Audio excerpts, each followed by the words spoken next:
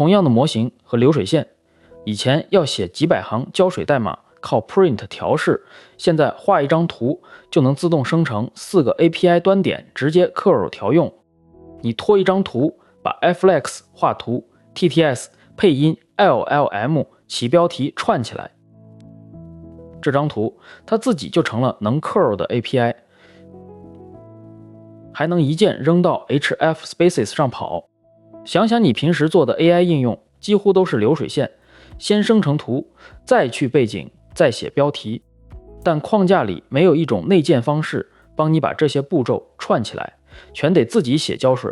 以前串流水线最笨的办法是每一步 print 出来看，中间结果不可见，出了问题只能盲猜是哪一步搞坏了。本频道之前聊过 Cursor SDK 能把代理部署成云 VM， 后来又聊了 Page Agent 用 JS 在网页里控制勾译。今天的 curl 的 workflow 是这条线的自然延伸，把流水线本身变成可部署的 API。 市面上不是没有工作流工具， Dagger 能画图自动生成可视化画布， Langflow 也能串 LLM， 但它们要么不支持 Gradio 节点，要么只做后端编排，没有一个能把 UI API 部署全包了。这张图里有3种节点，引用是你输入的文本或数字，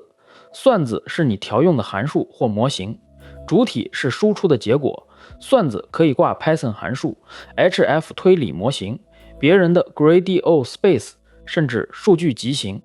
画完图，每个输出节点都自动变成一个 Arrest 端点，你直接调 Predict Hello there friend API name word count 就返回3，调 Predict 20 API name， 甚至不用写 Python curl 那个 ULL 就能拿到结果。这意味着你可以把图里任何一个节点当成微服务来用。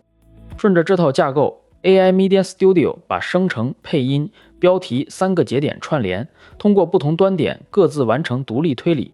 更妙的是 FanNote 输入一个想法，它并行产出 FReX 图、AI 重绘与 LLM 标题，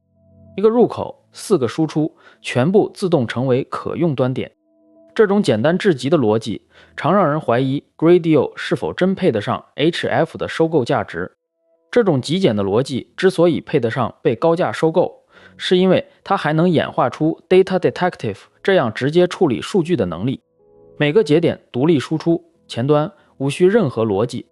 对比其简易架构，正是这种过于简单的开发方式，引发了业内对 Gradio 商业价值的激烈争议。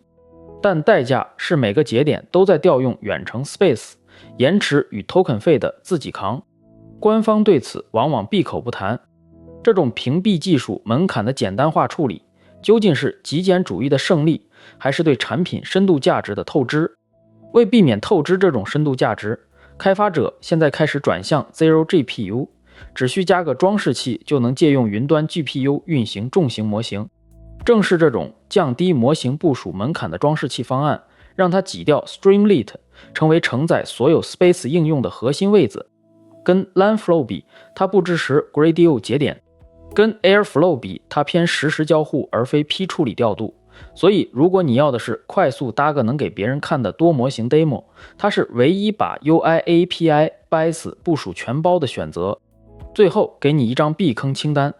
该上的你要快速验证多模型协同或给客户看 demo， 别碰的你要做高并发核心后端或需要复杂循环逻辑，上之前先确认每个节点的延迟和 token 成本以及复杂图是否会失控。